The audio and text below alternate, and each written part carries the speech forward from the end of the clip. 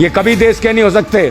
मुसलमान इस देश का हो सकता है, दलित इस देश का है, पिछड़ा इस देश का है, मगर ये पाखंडी इस देश के कभी नहीं हुए। वहाँ पर नहीं इंसान को रोक सकते। इसका मतलब इनकी सोची समझी रणनीति के तहत दंगे कराए जा रहे हैं। ये चाहते हैं कि भारतीय लोग आपस में मरें और लड़ें और कट के मर जाएं। कहाँ चले गए सिंधु परिषद वालों, वहाँ कहाँ मर गए बजरंग दल वालों। फटती है वहाँ जाने, वो हिंदू बहन बेटियां नहीं है और इनका काम ही है गाय गंगा की बात करने वाले लोग ये दंगा कराते हैं सबसे ज्यादा देश के अंदर। ये उन्मादी लोग हैं, ये आतंकवादी लोग हैं, ये देशद्रोही लोग हैं, ये पाखंडी हैं, ये नौटंकी हैं। इस देश का खाते हैं और देश के लिए कभी काम नहीं कर सकते।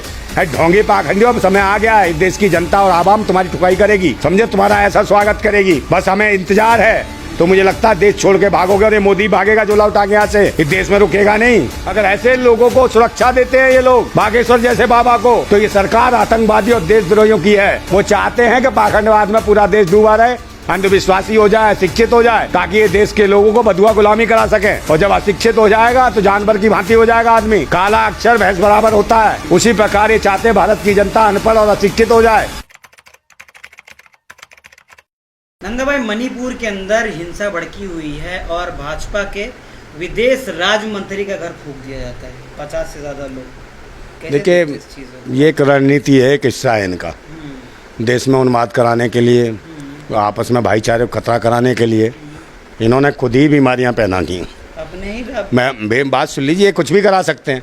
जब गोधरा जैसे कांड करा सकते हैं कार सेवकों को मरवा के, तो फिर ये कौन सी बड़ी बात है भाई। कन्हैया जैसों को मरवा सकते हैं राजस्थान में, तो ये कौन सी बड़ी बात है। राजनीति और सत्ता के लिए कुछ भी कर सकते हैं ये, समझे नहीं। किसी भी क्रांतिकारी को, किसी को भी मार सकते हैं ये। और जैसा कि इन्होंने करा कि किसके लिए, जनजाति जो थे, आदिवासी जनजातियां थी, उनके खिलाफ जो शहरों में भी लोग रह रहे थे उनको भी आदिवासी जनजातियों में डाल दिया। और डाल दिया तो उनमें क्या हुआ, जो वनवासी लोग थे उनसे युद्ध कराया गया इनका। तो ये तो अस्थिरता का माहौल तो इन्होंने खुद खराब किया है, समझे नहीं। ये तो खुद चाहते हैं गृह युद्ध होना हो, हर राज्य में गृह युद्ध जैसी स्थिति पैदा कर रहे हैं। और इनका काम ही है, गाय गंगा की बात करने वाले लोग ये दंगा कराते हैं सबसे ज़्यादा देश के अंदर। ये उन्मादी लोग हैं, ये आतंकवादी लोग हैं, ये देशद्रोही लोग हैं, ये पाखंडी हैं, ये नौटंकी हैं। इस देश का खाते हैं और देश के लिए कभी काम नहीं कर सकते। ये इतने हजारों वर्षों से इस देश में रह रहे हैं, ये हराम की खाने वाले लोग, मगर आज तक इस देश के नहीं हो पाए और ये देश को नोचते रहे हैं। जब जब देश का भारतवासी बढ़ा है, उस भारतवासियों को लूटने का काम किया इन विदेशी पाखंडियों ने, समझे नहीं। ये कभी देश के नहीं हो सकते। मुसलमान इस देश का हो सकता है, दलित इस देश का है, पिछड़ा इस देश का है, मगर ये पाखंडी इस देश के कभी नहीं हुए। जब जब इस देश ने तरक्की करने की कोशिश करी, इसको अंधविश्वास में धकेलने का काम किया इन पाखंडियों ने। आज देश के क्रांतिकारी जो असली भारतवासी हैं वो आज फिर लड़ने को तैयार हैं। और ये कहाँ कहाँ अनुवाद कराएंगे जात पात धर्म मजहब के नाम पे। बहुत समय हो गया, 9 साल बेमिसाल, 9 साल बेमिसाल नहीं, देश का बुरा हाल करने वाले पाखंडी हो तुम। बलात्कार करते हो, ये बेमिसाल है। लोगों की खाल खिंचवा लेते हो मॉब लिंचिंग के नाम पे, ये बेमिसाल है, समझे। लोगों की दाल रोटी छीन लेते हो, ये बेमिसाल है। नोटबंदी के नाम पे देश के लोगों को तंग करते हो, ये बेमिसाल है। जीएसटी लगा देते हो, व्यापारियों को ख़त्म करने का काम करते हो, समझे। सबकी ऐसी तैसी करते हो जीएसटी के नाम पे, ये बेमिसाल है। आप मुझे बताओ, जो पुल बनाते हैं पुल टूट जाते हैं, ये बेमिसाल है। आप बताइए। और तो और ट्रेनों में आपस में एक्सीडेंट हो जाता है, उसे धर्म के एंगल से जोड़ के बताते हैं पाखंडी, ये बेमिसाल है। और पाखंडियों को सुरक्षा दी जाती है इस देश में।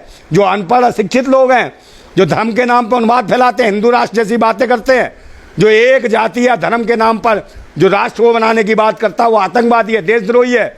अगर ऐसे लोगों को सुरक्षा देते हैं ये लोग, बागेश्वर जैसे बाबा को, तो ये सरकार आतंकवादी और देशद्रोहियों की है।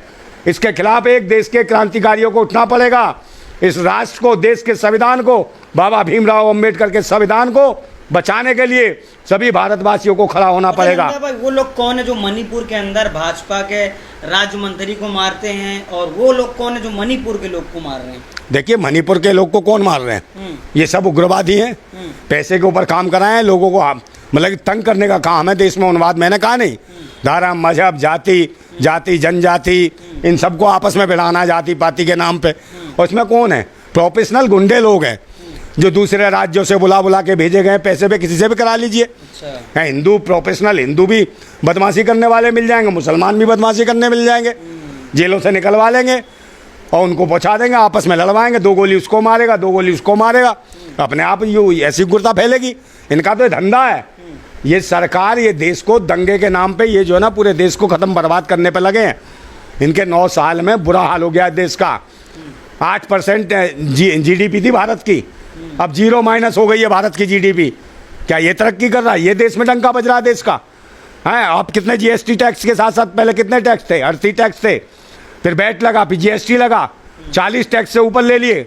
जो आदमी 100 रुपया कमाता, 100 रुपये में 60-65 रुपये तो इस हराम को सरकार को पिला देता है। और तो और नमक पे GST लगाई इन्होंने, जिस नमक के लिए आंदोलन किया क्रांतिकारियों ने कि कम से कम रोटी के साथ नमक खा लेंगे, उस नमक पे GST लगा दिए। नमक हराम सरकार है। नंदा भाई, ये जो मणिपुर में हिंसा हो रही है वो रुक क्यों नहीं रही है? सरकार इस पर चुप क्यों है? मोदी साहब भाई एक बात बताओ, केंद्र शासित तो है मणिपुर, है? कहाँ गए गृह मंत्री जी? गए तो थे वहाँ पे, तो गए तो फिर हिंसा नहीं रोक पाए मीटिंग करके। है? जो यहाँ पे जो आंदोलन करते हैं उनको उठा के बंद कर सकते हैं, वहाँ पर नहीं हिंसा को रोक सकते। इसका मतलब इनकी सोची समझी रणनीति के तहत दंगे कराए जा रहे हैं। ये चाहते हैं कि भारतीय लोग आपस में मरें और लड़ें और कट के मर जाएं, और फिर राजनीति की बिसात अपनी राजनीति बिछाएं और सत्ता और शासन में आ जाए। इन्हें कोई देश से मतलब नहीं है, राष्ट्र से मतलब नहीं है। ये देश को बेचने का काम कर रहे हैं। और तो और ये जो अमित शाह जी का लड़का है, जो IPL के उसमें जो मैच हो रहा था उसमें कैसे कैसे इशारे करता है, वो देखो कैसे कैसे इशारे करता है। उसके लिए कोई नहीं, और कोई किसी ने और ने इशारे कर दिए होते तो क्या हाल होता है इस देश में? किसी मुसलमान ने इशारे हैं? इशारे का मतलब बता दूंगा मैं, बता दूंगा तो तुम दिखा दोगे चैनल पे? अगर मैंने बता दिया ऐसे ऐसे इशारे करने वाले, कभी उसने क्रिकेट मैच नहीं खेला, कुछ नहीं मिला, क्रिकेट बोर्ड का अध्यक्ष बना दिया, तो ये कहाँ से आए हैं? तो इसका मतलब क्या है? ये नहीं है परिवारवाद। देश को लूट रहे हैं, ऐसे लोगों से देश को बचाने की जरूरत है। जयसवाल को क्यों बना दिया उसका क्रिकेट का? भाई वो इसलिए बना दिया कि अमित शाह का बच्चा था, वो अमित शाह की औलाद था। किसी गरीब की औलाद होता, पढ़ा लिखा होता, क्रिकेटर होता कोई, उसे क्यों नहीं बनाया किसी को? उसने कौन से क्रिकेट मैच खेल दिए? कुछ नहीं खेला, मगर सिर्फ अमित शाह की औलाद हैं वो साहब। इसलिए उनके बिजनेस भी हैं, पाकिस्तानियों के साथ बिजनेस है उनके, और पाकिस्तान के खिलाफ अनुवाद कराते हैं, लड़ाई करवाते हैं कि पाकिस्तान में क्या चल रहा है क्या नहीं चल रहा। ये पाखंडवाद से देश नहीं चलेगा, ये देश के संविधान से संविधान। हिंदुत्व का झंडा लेकर अमित शाह के बेटे जैसा क्यों नहीं चलते? नहीं, वो क्यों चलेंगे भाई? उन्हें पता है ये चूतिया लगा तो रखे हमने। वो तो चूतिया थोड़ी है, वो तो कमाऊ पूत है। देश की जनता, वो देश को जनता को लूट के अपना कमा रहे हैं। देश की जनता को चूतिया समझ रखा है कि उन्हें कहा है जाओ झंडा लेके जाओ, कावड़ लेके आओ, ये करके आओ, पानी डाल के आओ, ये करो, छीमे लगे रहो। तो मिलते तो इनके बच्चे तो विदेश में जाके पढ़ते हैं।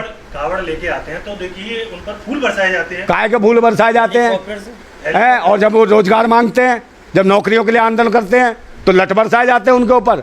और जब महीना बहन बेटी बलात्कार के खिलाफ आंदोलन करती है, उठा उठा के पटका जाता है, उन पर मुकदमे लगवाए जाते हैं।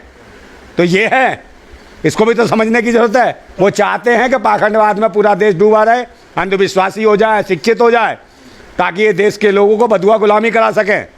और जब अशिक्षित हो जाएगा तो जानवर की भांति हो जाएगा आदमी, काला अक्षर भैंस बराबर होता है। उसी प्रकार ये चाहते भारत की जनता अनपढ़ और अशिक्षित हो जाए और ये अंधविश्वास में डुबा दें और देश के लोगों को बदुआ गुलाम बना दें, और सुबह काम पे लगाएं, बाड़े में घुसेड़ें और पूरे दिन काम कराएं, और फिर इन्हें थोड़ा थोड़ा चावल दाल खिला दें। तो ये नहीं चाहते कि ये जो आप अच्छा कपड़ा पहन रहे हो, अपने बच्चों को शिक्षा दे पा रहे थे, आगे बढ़ने की सोच रहे थे कि विदेशों में भी बच्चे सेटल हो जाएंगे, उन सब पे इन्होंने रोक और विराम लगा दिया भारतवासियों के लिए। ये भारतवासियों के ये गद्दार हैं, ये विदेशियों की नाजायज संतान है, विदेशी मानसिकता की नाजायज संतान है, जो इस भारत को ख़त्म करना चाहते हैं भारत में रह के, और धर्म मजहब के नाम पे जो उग्रता फैला रहे, ये देशद्रोही हैं सारे के सारे। चाहे कोई कहता है कि इस्लाम राष्ट्र बनना चाहिए, हिंदू राष्ट्र बनना चाहिए, खालिस्तान राष्ट्र बनना चाहिए, तो ये जो भी कोई कहता है तो ये आतंकवादी देशद्रोही है। तुरंत इनको बंद करना चाहिए। बागेश्वर हिंदू राष्ट्र की बात करता है, उसको जेल में होना चाहिए था, अच्छा नंदा, जबकि उसे सुरक्षा दे दी। नंदा, मध्य प्रदेश के अंदर दमोह में एक स्कूल है गंगा जमुना, हाँ। उसके अंदर इस ड्रेस कोड है कि चाहे कोई भी धर्म का बच्चा हो, वो स्कार्फ और अपना जो ड्रेस कोड होते हैं सलवार जम्पल पहन के आना है। हाँ। 3 बच्चे टॉप मारते हैं जो हिंदू रहते हैं, हाँ। और पोस्टर लगाया जाता है कि हमारे स्कूल के बच्चे जो है टॉप मारे हैं। हाँ। 3 बच्ची हिंदू थी, हाँ। और जब सरकार को पता चलता है कि हिंदू लड़कियों को स्कार्फ पहना के हाँ। एक जिहाद फैलाया जा रहा है जो उनका भाजपा दे रखी है, हाँ। वो प्रशासन जो है पहुंच जाती बुलडोजर से उसको स्कूल गिराने के लिए। देखिए, इनको ये लगता है कि वो जो दलित पिछड़ों की बहन बेटियां हैं, जो वो अपने फर्स्ट पोजीशन में आ गई और उनको वहाँ के स्कूल ने सम्मानित किया, जी। तो जो उनकी पद्धति रही उन्होंने सम्मान तो दिया।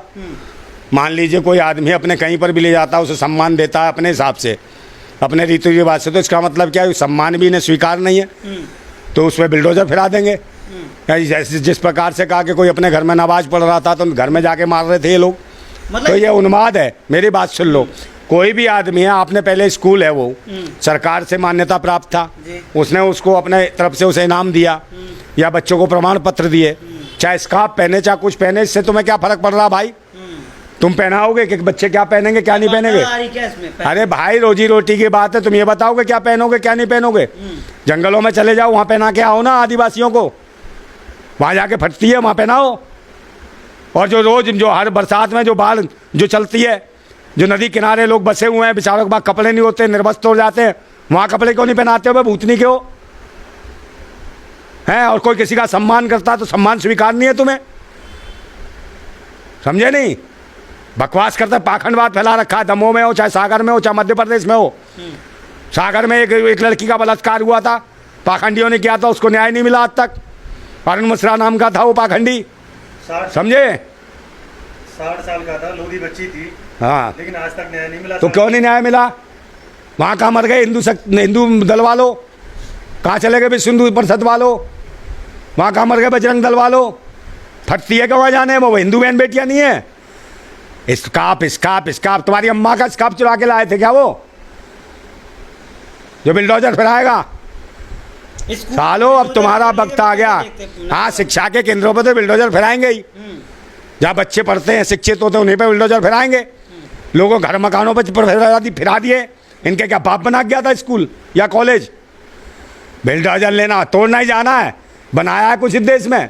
ना भाईचारा बनाया, ना स्कूल बनाए, ना कॉलेज बनाए, समझे ना? रोजगार दिए, सब तोड़ दिए, सब बिखेर दिए, सब बर्बाद कर दिए। है ढोंगे पाखंडियों, अब समय आ गया है, देश की जनता और आवाम तुम्हारी ठुकाई करेगी, समझे? तुम्हारा ऐसा स्वागत करेगी। बस हमें इंतजार है, तो ईवीएम मशीन का इंतजार है कि इसको ख़त्म कब करेंगे ईवीएम मशीन को। अगर बैलेट पेपर पे चुनाव हो गया ना, तो मुझे लगता है देश छोड़ के भागोगे, और ये मोदी भागेगा झोला उठा के यहाँ से, इस देश में रुकेगा नहीं। इस चुनाव से पहले भाग जाएगा इस देश में, अगर ईवीएम की जगह बैलेट पेपर पर चुनाव की घोषणा हो जाए तो ये अभी देश छोड़ के भाग जाएगा। सर कैसे? हाँ, सच्चाई है। अरे भाई, सब चीज़ तो इनके हाथ में है, अब इनकी मर्जी है, इनकी गुंडागर्दी है। मैं तो सच बोल रहा हूँ, कल आके मुझे गोली मार जाएंगे तो क्या दिक्कत है, मार जाए साले, सच बोलने में क्या बुराई है? कांग्रेस कह रही है कि मैं मध्य प्रदेश भी जीत रहा हूँ, छत्तीसगढ़ वापस जीत रहा हूँ, राजस्थान भी। हाँ, वो अंतर्यामी है, बागेश्वर ने वो कर दिए ना भविष्यवाणी, ये सब कुछ जीत रहे हैं। मध्य प्रदेश 150 सीट ला रहे हैं हम। ये अंतर्यामी लोग हैं, कैसे जीत रहे हैं, कैसे प्लस में ला रहे हैं, सब यही जानते हैं। प्लस ये भी बता दें, देश की जीडीपी प्लस, अरे देश की जीडीपी तो बताएं, प्लस करिए या माइनस करिए, इनसे ये पूछ लो।